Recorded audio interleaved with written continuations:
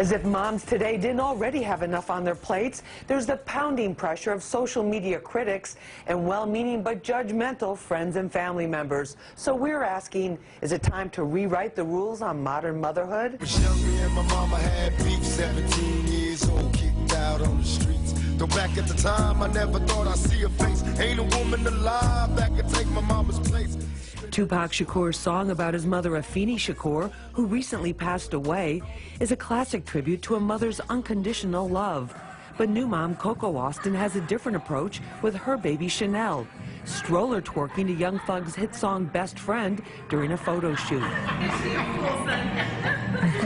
Coco is just one of a long list of celebrities whose babies become media stars while they're still in diapers.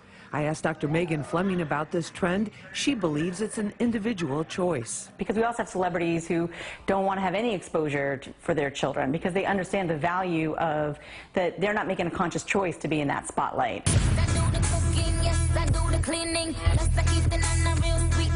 We have to bring down the perfect moms. Are those store-bought donut holes, maybe? I am going to destroy you. That clip from the new film Bad Moms pokes fun at the reality of female competition.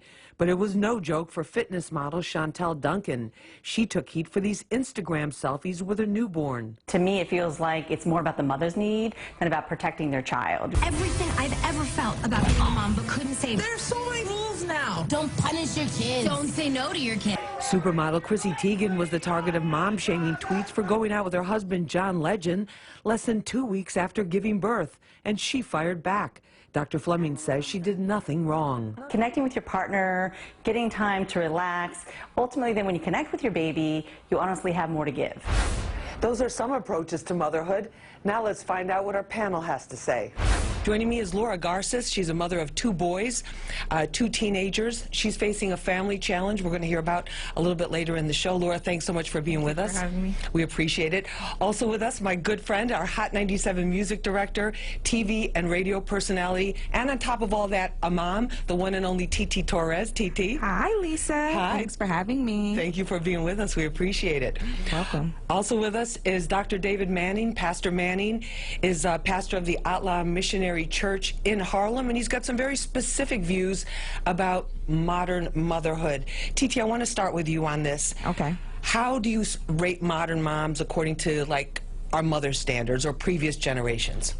Well, see, I was raised in a very challenging household, and my mother wasn't the best mom. So I didn't have the tools and fundamentals when it came to parenting a child myself. So I was kind of self-taught. I had a lot of mentors who were moms that kind of, you know, lent a hand in helping me and guiding me and things of that nature. So I didn't really come from that nourishing traditional household. So I really couldn't tell you what that environment is like. All I can, you know, tell you is what I experienced growing up. And we want to hear about that in just a moment. Pastor Manning, in terms of when you look around, you're right there in Harlem, right on, right. on Lenox Avenue, Right. 120s.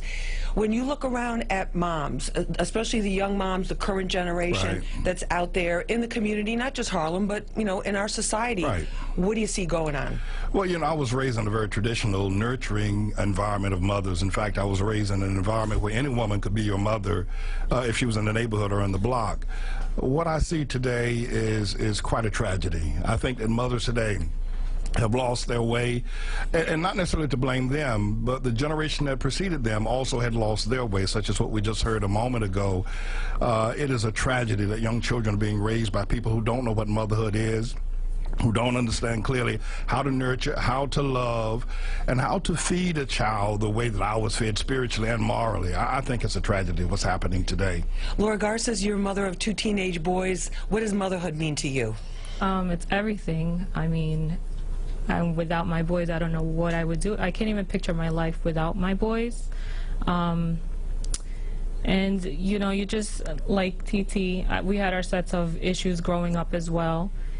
But when I became a mother, it just kind of came natural, you know, and there are some mothers that, despite not having a role model to show them how to be a mother, it kind of comes natural.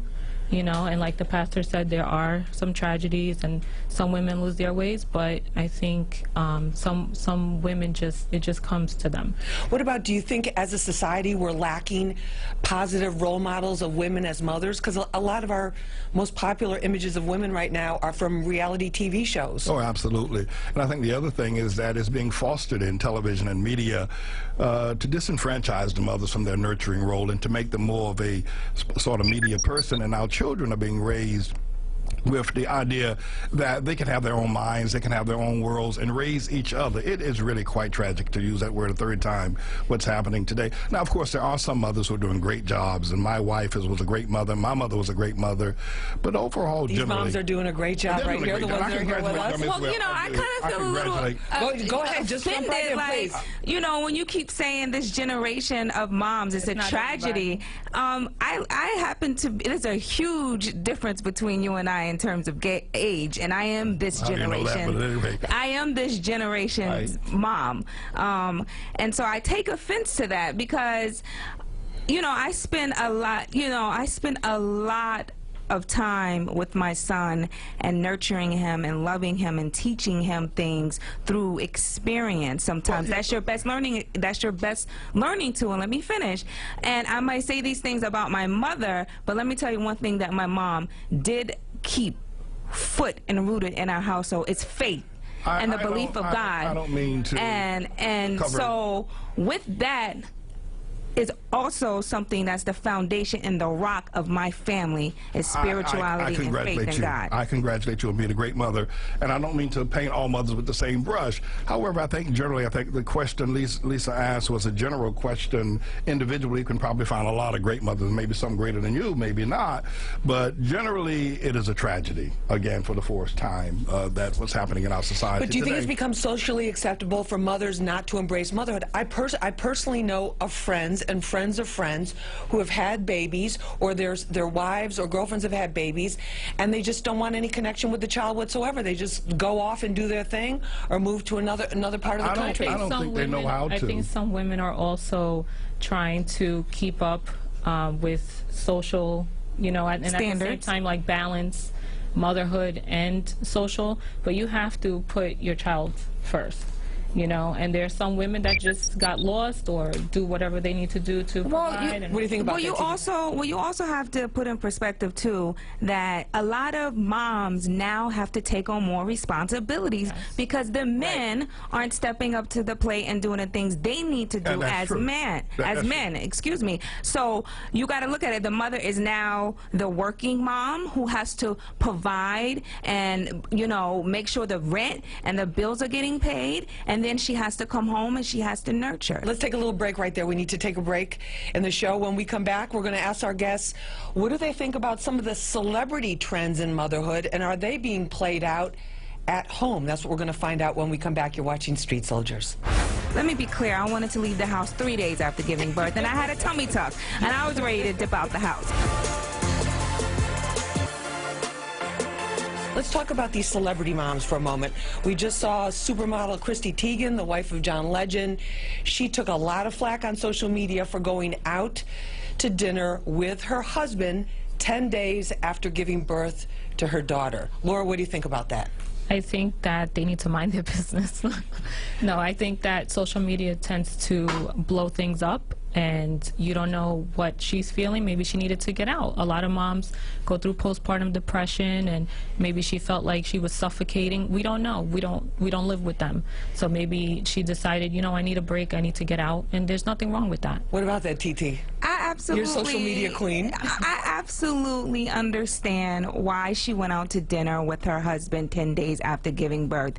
Let me be clear. I wanted to leave the house 3 days after giving birth, and I had a tummy tuck, and I was ready to dip out the house. I mean, you know, people don't understand how hard it is to give birth, number one, and number two, your life literally goes from 0 to 100 real quick. Sleepless nights, loss of appetite, barely feeling normal again. Your whole body, like for me, it took me literally maybe 2 years to feel normal again. Wow. So for her to go out and enjoy a dinner with her husband, maybe she deserved it, you know? Pastor Manning, what do you think about this? Well, let me win some points here with everyone and say I agree with the panel. Why start now? Why start now?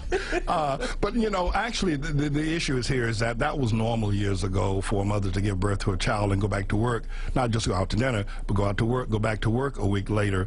So I think that there's a lot being made out of the fact that she went out to dinner because women return to their workplace, as I just stated, after giving birth. So this is not really a big deal unless we're now looking at women who feel that they should stay home for a month with the child after the birth of the child.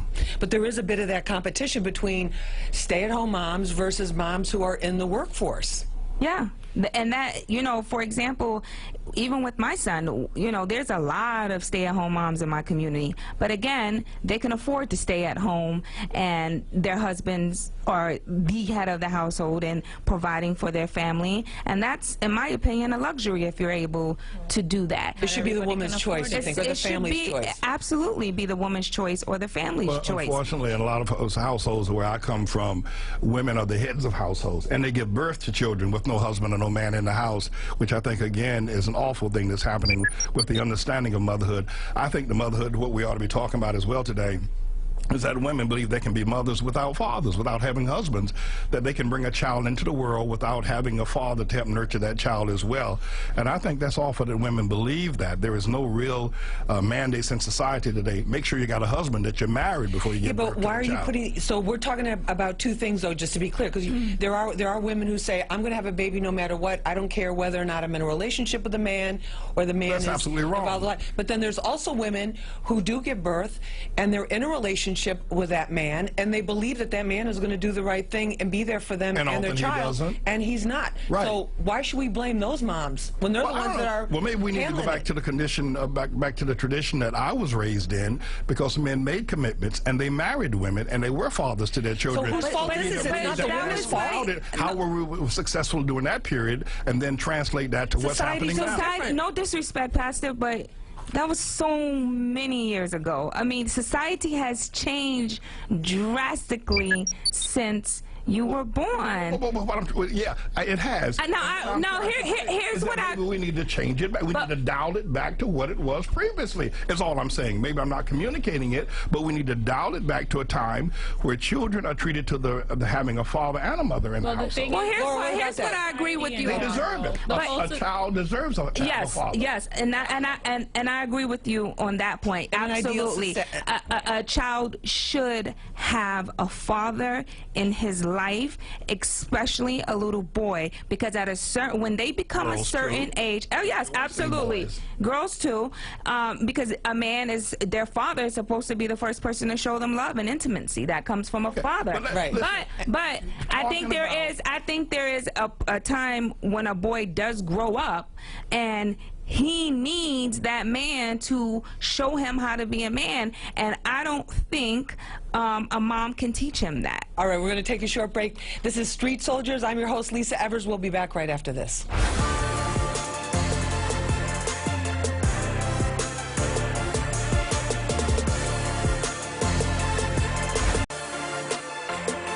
And Laura, I want to talk a little bit about your story, because I think when I heard it, when our executive producer, Tone Capone, told me about what you and your family are going through, it really exemplified to me what motherhood, one of those core values of unconditional love that we think of, you know, with motherhood, is one of the highest and most beautiful attributes.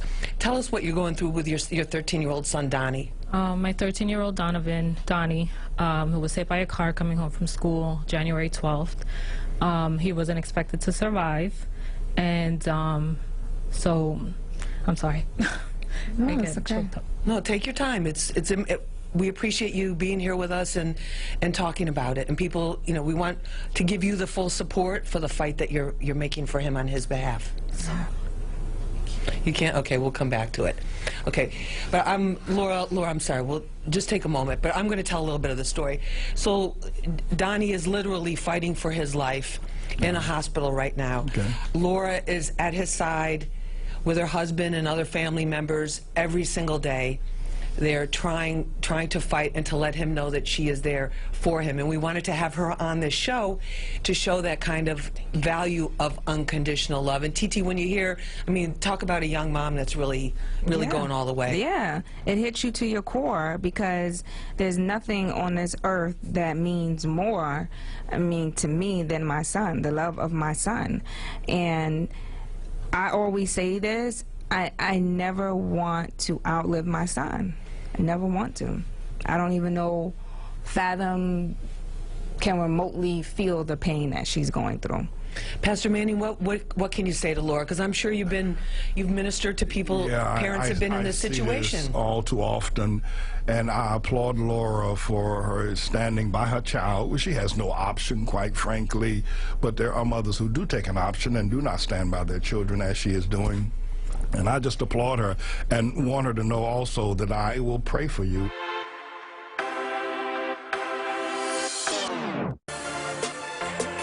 Moms using babies as props on social media. It's like they get the clothes, they get the body, they get the man, they get the little bit of fame or whatever, and then they have a baby like a baby is. That woman has no idea what she's doing. She has no idea about the sanctity of human life. She has no idea how precious a child's life is, and she would never expose her child that way if she understood 15 years from now that child may not want to see herself on social media. Some pervert can pick it up and do all kinds of things with it. That woman has no idea about the sanctity So the beauty of life. contestant, the beauty contestant who was in a bikini holding her little baby at arm's length like that, that's kind of a no-no in your book. Oh, absolutely. Absolutely. Without a doubt. I think it's abuse of children to use them in that way. Children should not be used to advance careers. They should not be used to advance people's own profile. Let's talk about that. They should not be used to do that. Because there's a huge trend, and starting with even young children, because we get pitched them, TD, you must get pitched them all day, every day,